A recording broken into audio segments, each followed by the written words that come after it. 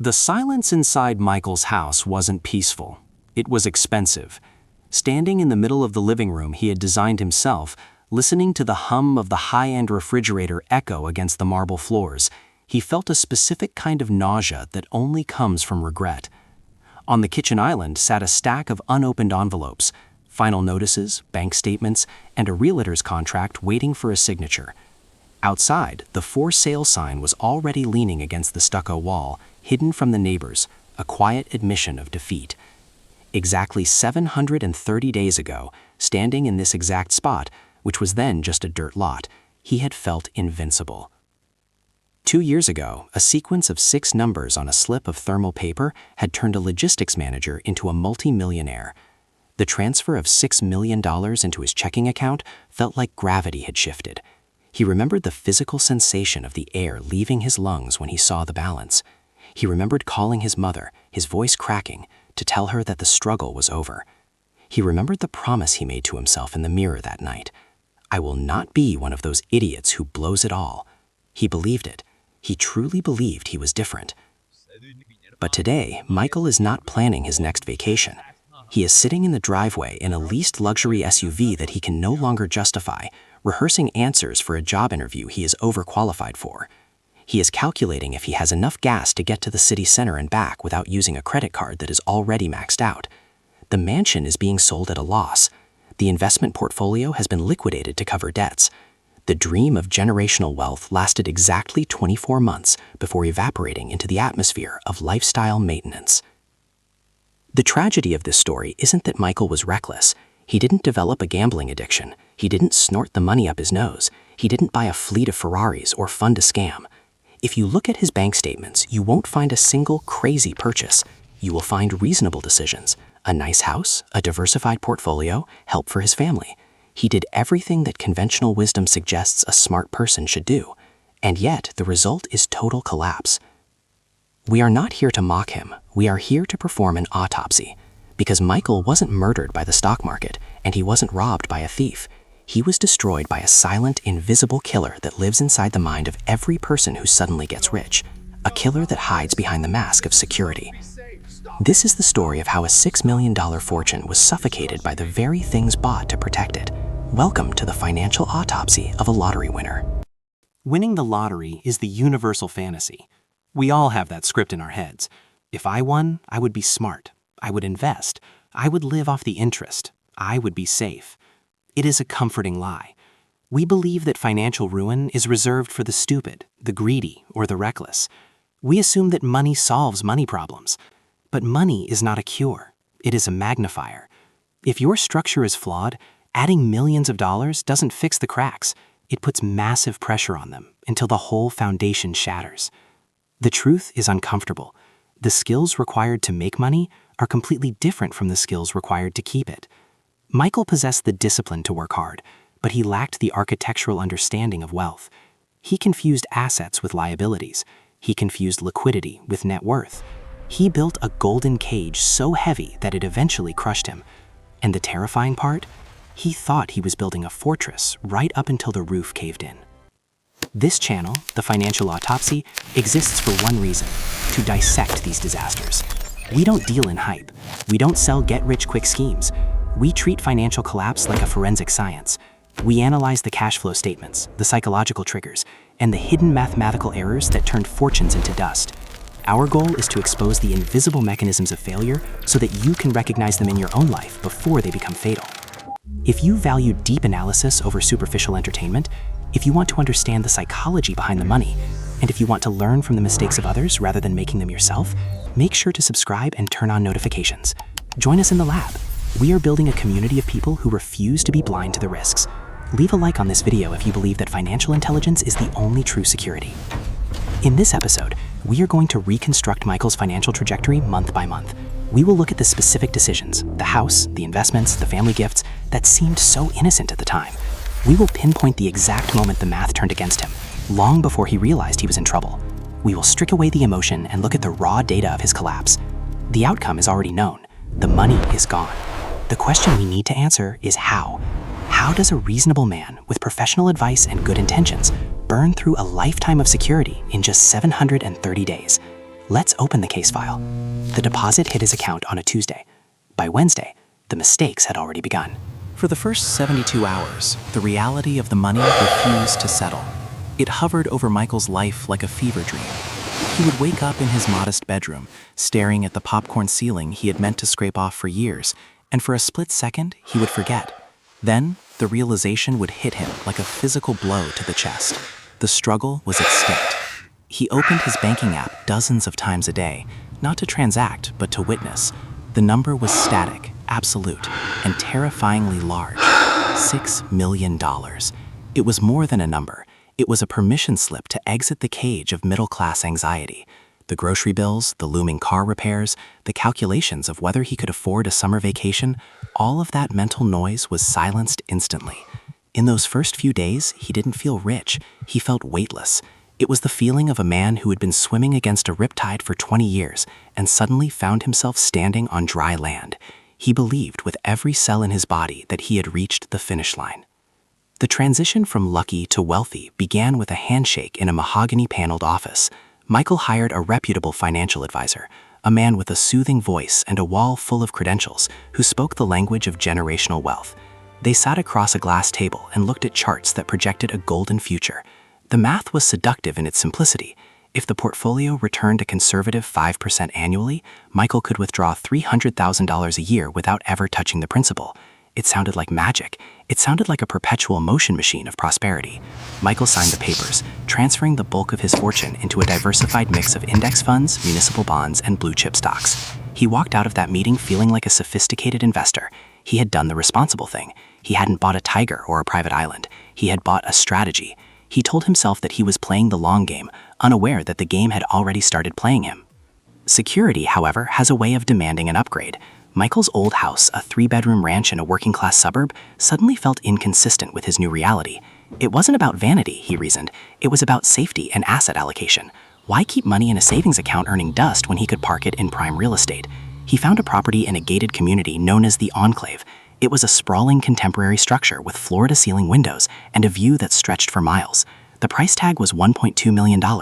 In his previous life, that number would have been a punchline. Now it was just a fraction of his net worth. The mortgage broker suggested financing it to keep his cash liquid, but Michael refused. Debt was the enemy he had just defeated. He wasn't about to invite it back in. He wrote a cashier's check for the full amount. He saw it as a power move, a declaration of total ownership. He didn't realize he was actually burying 20% of his oxygen in a pile of bricks that couldn't breathe. Moving into the new house felt like stepping into a magazine spread, but luxury is a living organism that requires feeding. The house was hungry.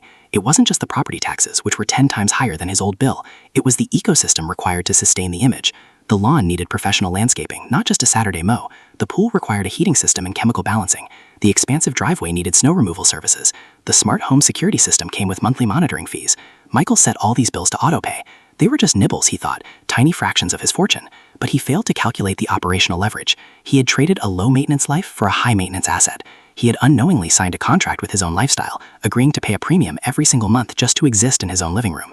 The house wasn't paying him. He was employing the house. With the new address came a new uniform. Michael didn't go out and buy flashy designer logos or gold chains. That would be tacky. Instead, he upgraded to quality. He traded his 6-year-old sedan for a brand new luxury SUV with leather seats that smelled like success. He upgraded his wardrobe to tailored suits and cashmere sweaters. He started dining at steakhouses where the menu had no prices, picking up the check for friends who looked at him with a mix of admiration and envy. He told himself these weren't extravagances. They were investments in his personal brand. He was signaling to the world and to himself that he belonged in this new tax bracket. But validation is the most expensive commodity on earth. Every dinner paid for, every upgrade purchased, reinforced a dangerous dopamine loop. He was training his brain to associate spending with identity. The pain of parting with money was being replaced by the pleasure of displaying it. Then came the calls. They started softly. A cousin with a business idea that just needed a little seed capital, a sister whose car broke down, a parent who needed dental work. Michael became the family bank. It felt good to say yes. For years, he had been the one saying, "We can't afford it." Now he was the savior. He established college funds for his nieces. He paid off his parents' mortgage. He lent money to a friend opening a restaurant. He viewed these outflows not as expenses, but as benevolence. He was sharing his blessings. But unlike a bank, Michael had no underwriting department, no collateral, and no repayment schedules. These weren't loans. They were gifts disguised as investments. He was leaking capital from multiple holes in the hull, but because the ship was so large, nobody noticed the water level rising. He was buying love and gratitude with finite resources, treating his bank account as if it were infinite. To offset the spending, Michael decided he needed more income. The financial advisor's 5% was good, but real wealth was built in real estate, or so the internet guru said. He purchased 2 rental properties in an up-and-coming district. Again, the logic seemed sound. Tenants would pay the mortgage, the properties would appreciate, and he would build a passive income empire. He spent weeks overseeing renovations, choosing granite countertops and hardwood floors, convinced he was adding value. He didn't see himself as a landlord. He saw himself as a mogul. He paid significant down payments to secure better interest rates, locking up even more liquidity. On paper, he now owned 4 properties. He felt diversified. In reality, he had just multiplied his exposure to property taxes, insurance premiums, and maintenance disasters. He was building a complex machine that required constant lubrication with cash he was no longer earning. The defining moment of his ascent happened on a Tuesday morning. Michael drove to the logistics warehouse where he had worked for 12 years, walked into his boss's office, and handed in his resignation. It wasn't a dramatic scene from a movie. It was quiet and polite. He cleaned out his desk, putting a few photos and a stapler into a cardboard box. As he walked out to the parking lot in the middle of a workday, seeing the sun hitting the pavement, he felt a surge of pure, uncut euphoria. He was free. No more alarms, no more deadlines, no more answering to anyone. He drove home with the windows down, believing he had cheated the system. He didn't understand that the paycheck he just walked away from was the only thing in his life that generated fresh cash. Everything else, the stocks, the bonds, the rentals, was speculative. He had cut the umbilical cord to the working world before his new life support system was fully tested. By the end of the first year, the illusion of stability was complete. Michael sat in his home office, reviewing his year-end statements. The numbers looked staggering. His net worth was still hovering near the $5 million mark. The market had been kind, and his portfolio had ticked upward, masking the hundreds of thousands of dollars he had bled out in lifestyle setup costs, cars, and gifts. He looked at the bottom line and smiled. He had made it. He had survived the first year without going broke, proving the skeptics wrong. He felt smarter than the lottery curse. He didn't see the rot beneath the floorboards. He didn't see that his liquidity, the actual cash available to fight a war, had dropped dangerously low, while his fixed obligations had skyrocketed. He was looking at a photograph of a healthy man, unaware that a cancer was already multiplying in the bloodstream. The trap was now set. It wasn't a trap made of iron bars. It was a trap made of comfort and assumptions. Michael had constructed a life that required perfect conditions to survive. He needed the stock market to keep going up forever. He needed his tenants to never miss a payment. He needed his health to remain perfect and his house to never break. He had built a massive, heavy financial structure on a foundation that assumed endless summer. He had maximized his lifestyle to the exact limit of his projected income, leaving zero margin for error. As he toasted to the new year with a glass of vintage champagne, watching the snow fall gently on his expansive lawn, he had no idea that winter was coming. The ascent was over. The plateau was an illusion. The descent was about to begin, and it wouldn't start with a scream. It would start with a whisper. The shift didn't happen with an explosion. It happened in silence. It started 18 months in on a Tuesday afternoon, when the stock market took a subtle, ugly turn. The indexes dropped 4% in a week, then 7, then 10. Michael watched his portfolio balance, the number that defined his self-worth, began to shrink. He told himself it was just a correction. Hold the line, he whispered to the glowing screen. But holding the line requires a stomach for losses, and Michael had never lost real money before. He stopped checking the app every hour. Then he stopped checking it every day. Ignoring the data was his first defense mechanism. He thought if he didn't see the red numbers, they wouldn't hurt him. He was wrong. While the market bled silently in the background, the physical world began to scream. The tenant in his first rental property, the one that was supposed to cover the mortgage, stopped paying. Then they vanished in the middle of the night, leaving behind destroyed drywall and a plumbing system clogged with concrete. Michael drove to the property, stood in the ruined living room, and realized that passive income is a lie sold by people who don't unclog toilets. The repair estimate was $18,000. The property would be vacant for 3 months. The mortgage, taxes, and insurance, however, would not pause. For the first time, the asset wasn't an asset. It was a liability demanding to be fed. Michael sat at his kitchen island, the granite cold under his elbows, looking at 2 options. Option A, sell the damaged property immediately, take a $50,000 loss, and stop the bleeding. It would mean admitting failure. It would mean telling his friends that the real estate mogul phase was over. Option B, fix it.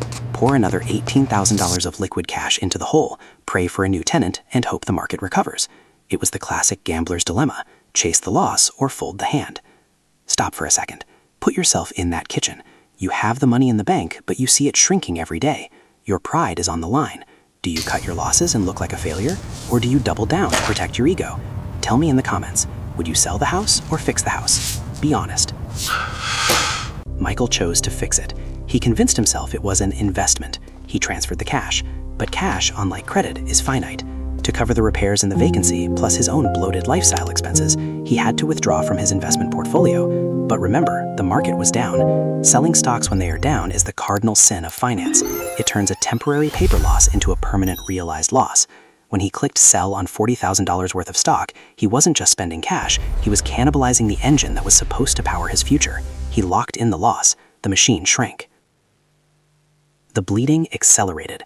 The second rental property needed a new roof. The luxury SUV needed new brakes and tires, $3,000 for routine maintenance. The property tax bill for the big house arrived, adjusted higher for the new valuation. The envelopes on the counter piled up. Michael started shuffling money. He moved funds from the tax savings account to the checking account, promising to pay it back next month. He treated his accounts like buckets of water, pouring from one to another to keep the levels even, not realizing that evaporation was taking 10% off the top every time. By month 22, the illusion couldn't hold its breath any longer. It happened at the same premium steakhouse where just a year earlier, Michael used to pick up the check for his friends. The waiter returned to the table, leaning in close, his voice uncomfortably quiet. "Sir, the card was declined." Michael felt the blood drain from his face. He handed over a second premium card. Declined again. The silence at the table was deafening. He stared at his plate, sweating in a $2,000 suit, while he watched his wife silently dig into her purse to pull out her old, battered debit card, just to cover their dinner. The rich man facade didn't just crack, it shattered in public. He was a multimillionaire on paper, but in reality, the golden cage had just locked its doors. Desperation has a smell, and the market can smell it on you. When Michael listed the first rental property, the one with the damaged foundation, he didn't have the luxury of waiting for the right buyer. He needed liquidity in 30 days to cover his own mortgage and the looming tax bill. He listed it at market value. Crickets. 2 weeks passed. The bank account balance flashed red. He dropped the price by $50,000. Then, a shark arrived. An all-cash investor offered $70,000 below the asking price. Take it or leave it. In a normal world, Michael would have laughed. In this world, he signed the paper with a shaking hand. The sale stopped the immediate bleeding, but the math was horrific. After closing costs, commissions, taxes, and the repair bills, he walked away with zero profit. 2 years of stress for nothing. But the dominoes had already started falling. The capital from the sale wasn't enough to refill the reserves and sustain the lifestyle. The burn rate of his mansion, the taxes, the heating, the maintenance was relentless. It didn't care that he had just taken a loss. It demanded to be fed on the first of the month. So Michael turned to his last line of defense, the stock portfolio. Remember, the market was still down 20%. Every share he sold now locked in a permanent loss. He was selling low to pay bills high. It was financial cannibalism. He watched $500,000 of potential future growth evaporate the moment he clicked execute trade. He wasn't investing anymore. He was stripping the copper wiring out of the walls just to keep the lights on. By month 23, the psychological toll manifested physically. Michael lost weight. He snapped at his wife over a grocery bill that was $20 higher than expected. The same man who a year earlier had bought an $80,000 car without blinking. The second rental property went on the block next. This time he didn't even try to negotiate. He just wanted out. He wanted the monthly bleed to stop. He sold it to a flipper for a bargain price. The asset column on his balance sheet shrank violently. The liquidity column barely moved. Why? Because debt and lifestyle had already eaten the margin. He was running on a treadmill that was moving faster than his legs could carry him. The end came not with a bang, but with a final spreadsheet update.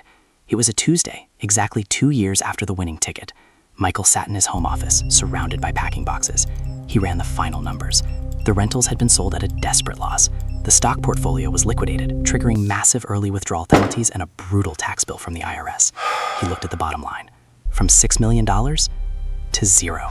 The final sale of the mansion didn't leave him with a safety net. It barely covered the remaining debts and the realtor fees. The wealth engine had been completely dismantled just to pay for its own fuel. Today, Michael is back in a gray cubicle. He drives the exact same used sedan he owned 2 years ago to a job that pays $80,000 a year. He isn't bankrupt, but he has absolutely nothing to show for the $6 million except a closet full of tailored suits that he now wears to a job he resents. Looking at him under the humming fluorescent office lights, you see a man carrying a heavy, quiet shame. The tragedy isn't just that he ended up with nothing, it's that he ended up exactly where he started, but burdened with the memory of what it felt like to be free. The illusion lasted exactly 730 days. So, what actually killed Michael's fortune? It wasn't the market crash, it wasn't the bad tenant, it wasn't the house. Those were just complications. The true cause of death was structural suicide. Error 1, confusing stock with flow. Michael treated his $6 million like an infinite river, but a lump sum is a pond. If you drain the pond to water a massive garden, the house, the cars, the lifestyle, without rain refilling it, the pond dries up. He bought liabilities that demanded cash flow, but he had cut off his only source of income, his job. Error 2, the illiquidity trap. Wealth on paper is useless in a crisis. When the foundation cracked and the market dipped, Michael's net worth was high, but his liquidity was zero. He was a billionaire in bricks, but a pauper in cash. He was forced to sell assets at the worst possible time because he had no buffer. He learned the hardest lesson of all. Solvency is vanity. Liquidity is sanity. Error 3, lifestyle creep. He upgraded his life before he upgraded his passive income.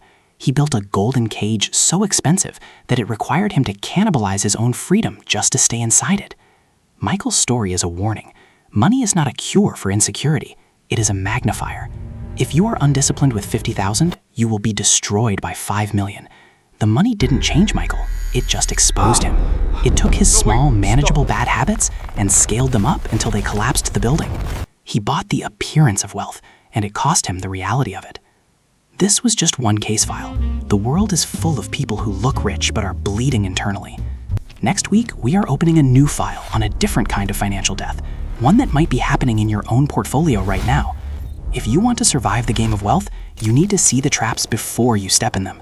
Click the subscribe button to join the autopsy. Turn on notifications so you don't miss the next report. And tell me in the comments, what was Michael's biggest mistake? The house, the quitting, or the ego? Case closed. The autopsy is over, but your diagnosis is just beginning.